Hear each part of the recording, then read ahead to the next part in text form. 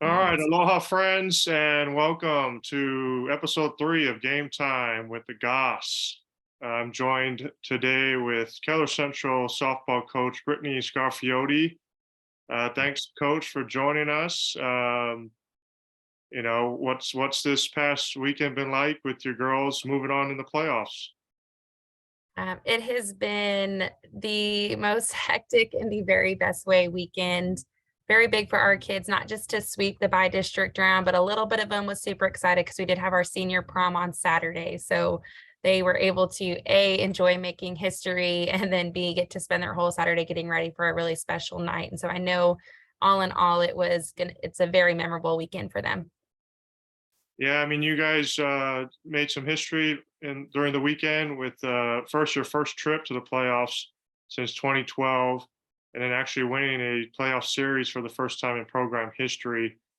Kind of take me through that because sometimes you kind of think, okay, we're just glad to be here, but for your girls to actually win a playoff game, then win a second game and move on. Just what was it like watching them out there? I think for me, my coaching heart couldn't have been more full. We told our girls after they won in 9 innings on that Thursday night that we just felt like it was finally it. We finally saw what we as a coaching staff knew that they were capable of. We knew how much potential they've had all year long. We knew how much fight that they've had all year long. Of all the programs I've been a head coach at, I think most of my former athletes would tell you I run one of the most difficult off-season programs that they're used to, halfway in preparation to get those kids that are going to go play college ball ready, but also just to kind of work on the team building and mental toughness side of the game. And I I think we all believed that there is not very many teams that would have outworked us. And so a little bit of it was helping them believe of what we knew that they were capable of. And I think we just finally saw what felt like all cylinders firing right at the right time. So we saw both games we scored more than our average run scores the entire season. Our pitching staff threw two of the very best games that they've thrown. And for the first time in the entire season, we played two error-free games, which has been a very big goal for us all year long. Awesome. Yeah, I mean, you go in and you beat Bell 6-1 in 9 innings in game one, and then 5-0 in game two to clinch. Take me through that game one. That must have been kind of a little nerve wracking, just trying to who's going to get that second run and try and win that game. And then you guys put up five in the top of the ninth. I mean, what was game one like? Yeah, it was, the girls have had a running joke all year long that they have like a bet of like the over under if Coach Scarf can have a heart attack at 32 years old. I feel like a lot of our games, I am just constantly on the edge of my bucket, calling pitches, watching plays.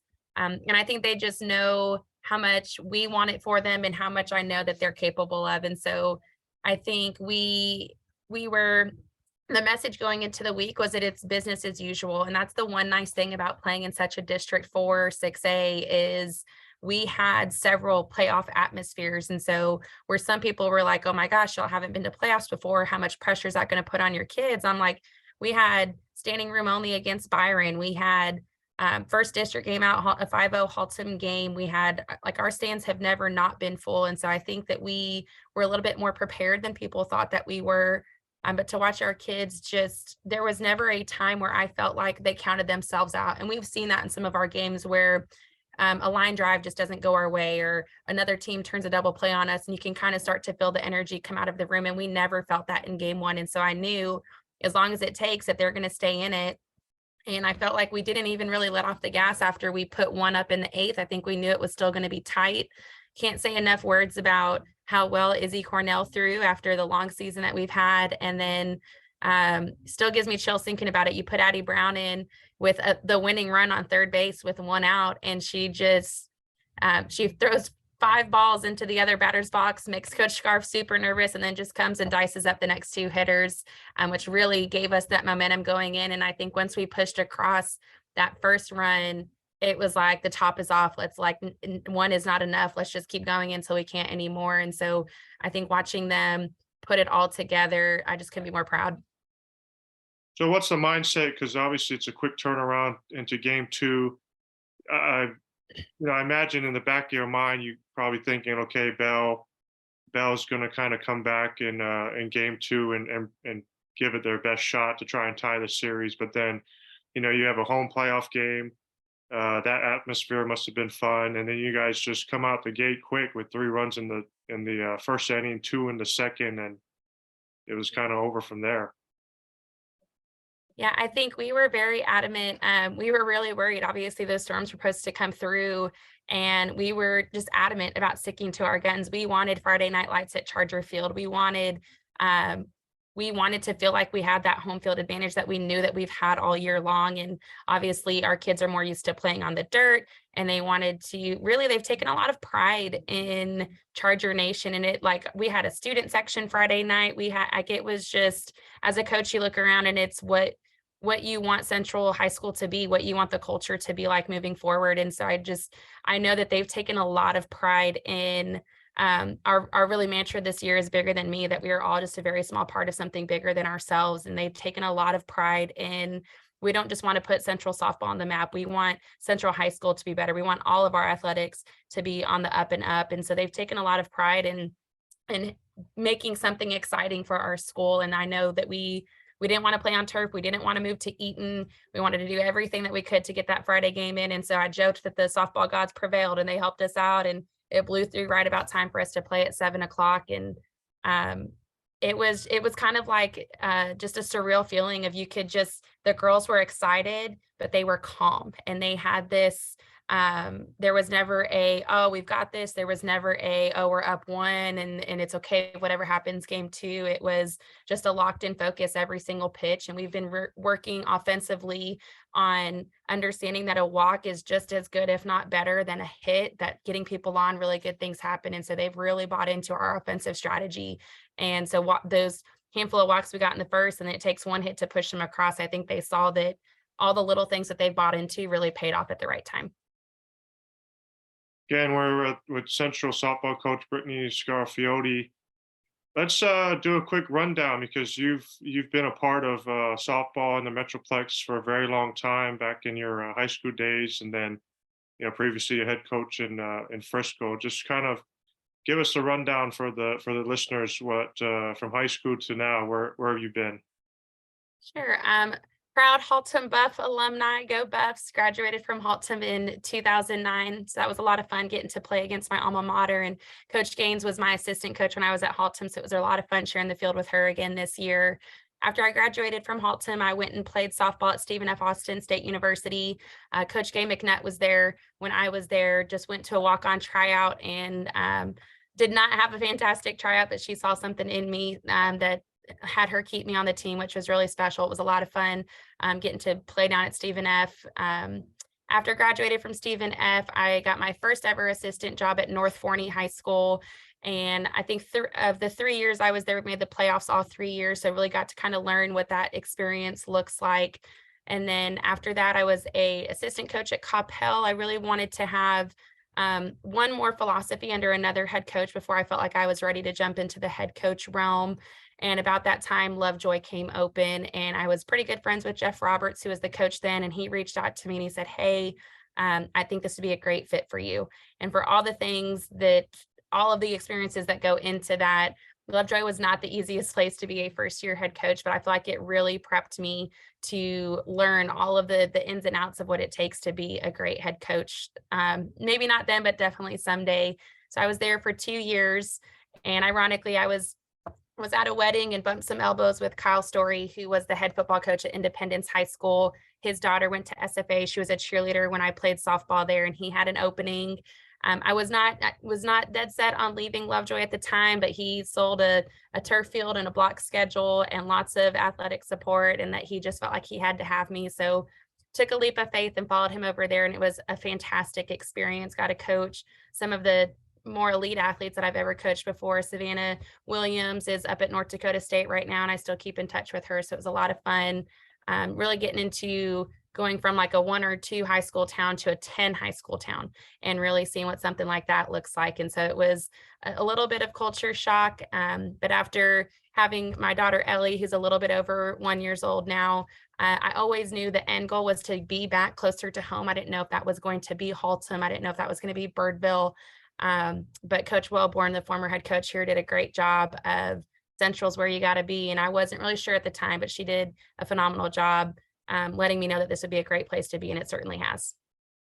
Before this season, had you previously coached? Have you previously played a game against Holton?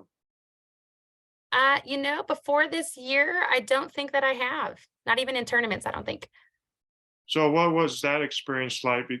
Just to go back uh, to Haltom High School and play a district game. Yeah, it was very surreal. It obviously looks a little bit different from when I was there, but some things were still very much the same. And so my athletes were like, "Oh, was this like this when you were here? And was this not like that when you were here?" And so of course we pulled up some pictures and I showed them some Lady Buff softball pictures.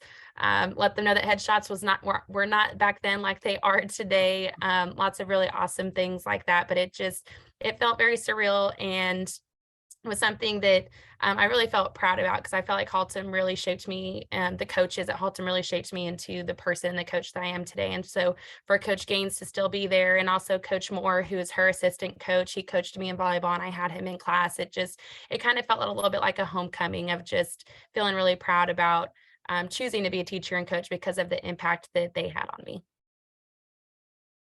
For the second round, just kind of give us some details. Who you playing and what's the series look like? Yeah, so we've got Friendship, a historic playoff team. When I was a head coach at Lovejoy, I actually played them a couple of years down here in the Turf Wars tournament, so know a little bit about them. We won a flip, which is awesome. So we're going to be playing at Midwestern State University. We're playing Friday at 4 o'clock as the home team, and then Saturday at 11 a.m. as the visitors. Game three will be right after that if necessary. But I think luckily with them coming down, I also went to scout Timber Creek, who was actually playing Friendship. So I'm feeling good about at least having a little bit of information going into it. But our message to our kiddos is just the same thing. We've earned another week to play softball. We keep practice, same business as usual, and get to enjoy the experience and go compete. Yeah, I mean, so what was the weekend like? Saturday and Sunday? Is it just kind of you're still on a high and you're enjoying yourselves, and then maybe now it's Monday, it's back to work. Yeah, absolutely. So we told our athletes, like, soak it up, you've earned it. Go to prom and walk in as champions, and let all of your classmates, walk in with a little bit of swagger because you guys made history, which is a fantastic deal. But we told them that once you wake up Monday morning, whether it's win, lose, or draw, we leave it behind, and then we start trucking one practice, one game towards our next goal. Awesome. We kind of talked about this earlier a couple weeks ago, just what this team is like for you and to coach this group of girls. Just yeah, what's it like? It seems like a very fun group. They are the most fun group. They have some of the best personalities I've ever coached or been around.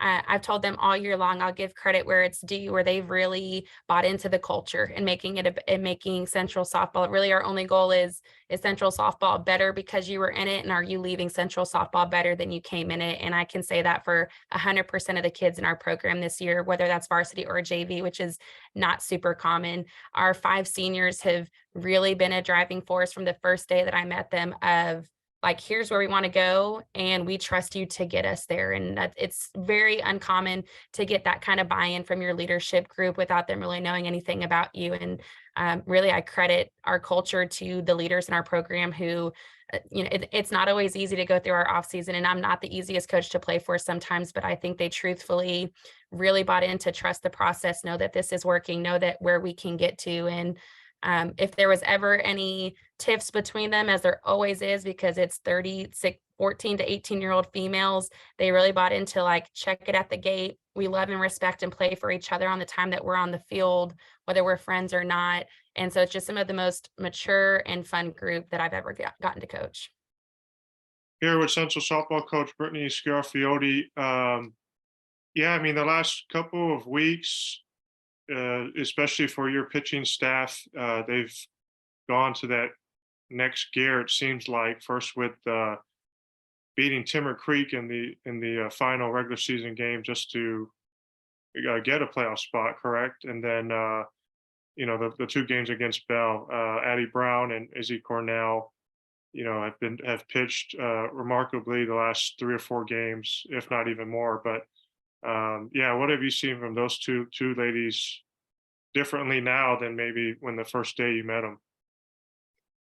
I think the thing that makes it upped a little bit more, they've both thrown phenomenally all season long. And I think it's one of those things as a coach where you look up and say, oh, maybe our pitcher just had a bad day there. And we haven't had any of those. And I think it's been a lot of fun watching Izzy Cornell really kind of come into her own this year. We were able to celebrate her 350th, well over her 350th career strikeout as a Charger, knowing that over 165 of those have come this season. And so she's really just kind of stepped into this role where she knew it was her senior season. She knew what we were capable of. And it's just kind of like all the pieces came together at the right time. And Addie Brown, if you don't know her, she's one of the funniest human beings you'll ever meet in your entire life. And so she keeps everything lighthearted. She keeps everything just to a place where everyone, even in our high pressure situations, are able to have a smile on our face. And she's just got, they both just work well. They complement each other really well. They both have such different stuff that it allows us to keep hitters off kiltered, which is great.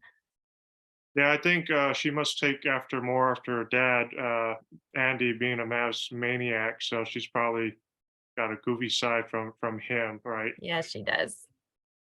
But yeah, just it's been awesome to see this run. You kind of mentioned in 4-6A, just playing those games, looking at the by district round, 3 or 4 take the series from your district with Central and South Lake Carroll and Keller. Just again, what's how did those games kind of help you prepare for Bell? Sure. I think the tough part for me coming in as a new head coach is um, knowing how great all of the programs are in this district. And I think the tough thing that anyone would tell you in the UIL is even as a Haltom alumni, and I know I've got a little bit of bias, I think you take a Timber, a Haltom, a Fossil out of our district, and if you put them just about anywhere else, I think they're playoff contenders as well.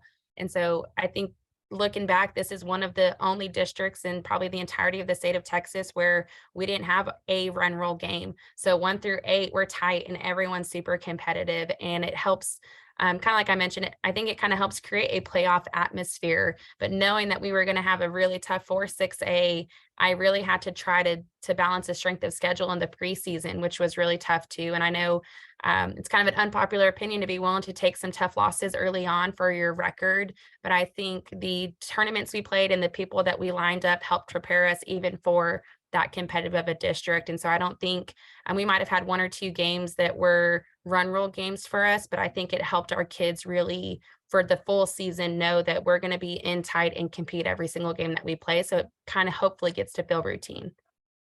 Awesome. And I'll let you get on out on this, but just what do you want to say to maybe the Central fans come this weekend, second round?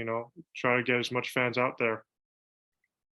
Can't say enough great things about Charger Nation. I have told multiple administrators, all the way up to the Central level, I have never seen a feeder pattern as great as Central does. And that's all the way from all of our elementary schools through our intermediate and middle schools, all the way up to the high school. And for our feet, honestly, let's call it what it is. I think going into the season, not a lot of people expected us to be great, but you would have never guessed that from our stands. They were full 100% of the time. And as we started gaining some steam, they've only gotten more full from there. We had the most fun student section this last weekend in the stands, and fans that also travel. We travel really well too. And so I think even at Bell, our stands may have been more full than theirs at home. And so we wouldn't be where we are without the community support, the parents, the fans, the administrators that are out there supporting us every single day. They go out of their way to come talk to our kids during the softball period in the hallways and just let them know how proud that they're making Charger Nation. And so I have a pretty good feeling our stands aren't going to be too empty, even though they're a little bit further away. And so we love all of the atmosphere that they pour into that. And they are definitely an important piece to us being successful. Awesome. Awesome stuff. Well, again, we wish you the best of luck and congratulations on all the success so far. It's been real fun. Again, this is game time with the Goss. She's Keller softball coach Brittany Scarafiotti, and we'll see you next time. Awesome. Thanks, guys.